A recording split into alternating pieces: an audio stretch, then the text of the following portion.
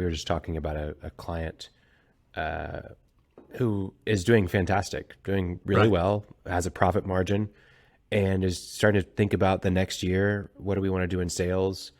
And really looking to basically almost double their sales. Um, and they need to start thinking about, well, do we have the working capital to do that? Right. So why don't you go through that conversation you had with them? I think that was interesting.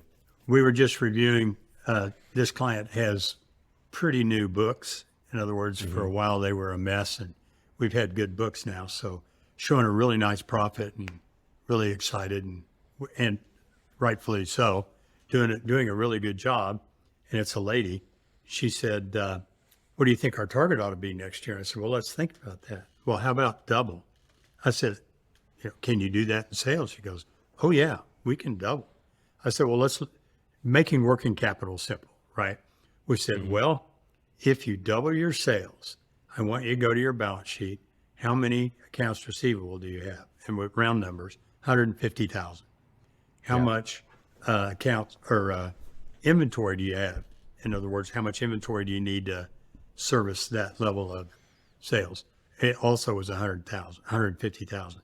So she had $300,000 worth of working capital tied up in her business. And she knew about both of those things, but did not think of them as working capital.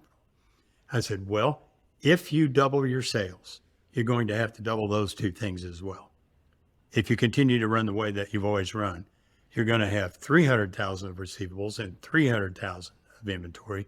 You're going to need $600,000 of cash sitting around somehow to make up the deficit that gets tied up in working capital.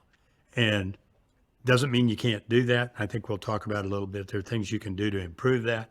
But at first blush, our listeners can go out and think about that. How much do I have in receivables? How much do I have in inventory? And if I add those two together and then say I want to double it, you say, ooh, Ooh. ooh, I don't, how's that going to work? And it's way better to do that today than it is next year when you're in the middle of it, like the first guy. Yeah. And so that's a real simple way to look at it.